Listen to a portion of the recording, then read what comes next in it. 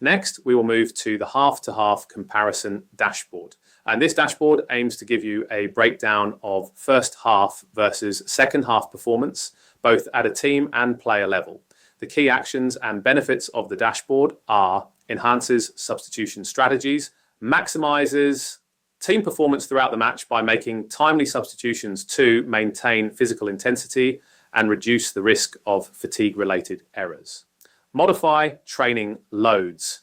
Helps the team enter matches fresh and prepared, preventing overtraining while ensuring peak performance in both halves so that physical drop-off is minimized. Improves recovery decision-making.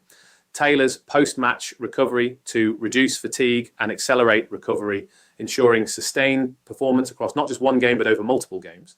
Now let's look at the dashboard itself. When you open the dashboard, you have the ability to choose between player, position, and team tabs. Let's start with the player tab. Here you have the same filters as the match performance insights dashboard. Date period, position, players, type of game, choice of games. You will look at one game at a time. It will give you the 6 key metrics and the percentage increase or decrease for that game. Second half to first half, obviously duration will have a significantly affect the percentage increase and decrease. If a player gets subbed in the 60th minute, then naturally the data will be significantly lower than the first half. So keep this in mind when using this dashboard. Select the game you are most interested in. More than likely it will be the most recent one, and the data will update.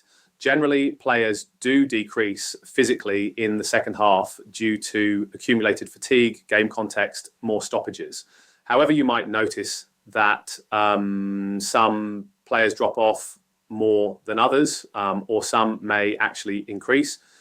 Next, we have the position tab, groups the volumes for that game by the position you have chosen for your players, while the team tab shows the volume of the whole squad, first half to second half. Here you can see if there are certain games where the drop-off is more obvious, and can use this information for training adaptation, squad selection, and recovery processes.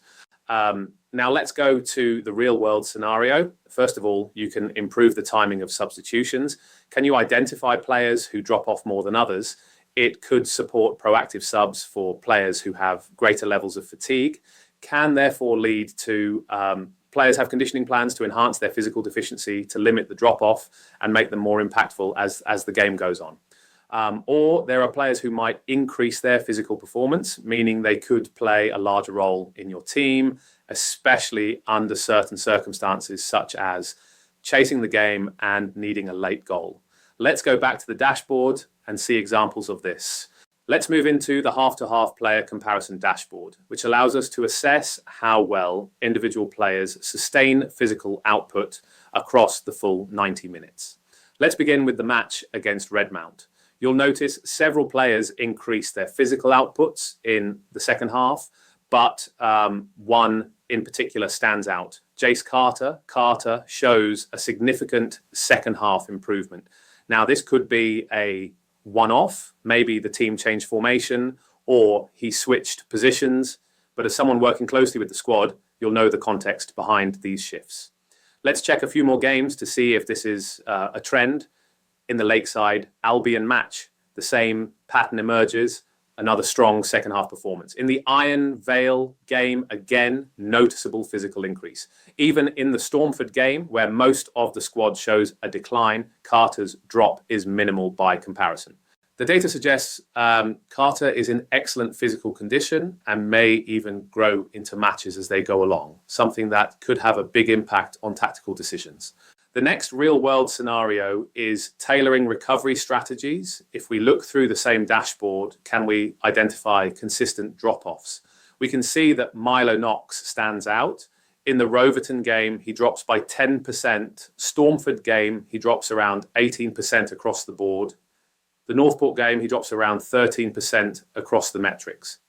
Across multiple games, he consistently posts some of the largest second-half declines, around 10% each time. Again, you'll want to consider the context, including has his role changed, any previous injuries or changes in opposition style. But at face value, this trend could be a concern. It might suggest a need for earlier substitutions, or it could flag a conditioning issue that needs to be addressed in the gym or on the pitch. This dashboard doesn't just highlight performance, it guides decision-making. That could include tailor recovery strategies. Repeated second half declines may mean the player needs more recovery, less load midweek, or closer monitoring. Plan training interventions, players like Milo might benefit from an endurance or robustness plan to sustain output over 90 minutes. Support squad selection. If you're playing a high-intensity opponent, players like Carter may be better suited to sustain the physical demands of that match. Again, this is about using the data proactively to get ahead of problems, manage risk, and get more from your players across the full game. The final real-world scenario this dashboard could be used for is tactical reinforcement.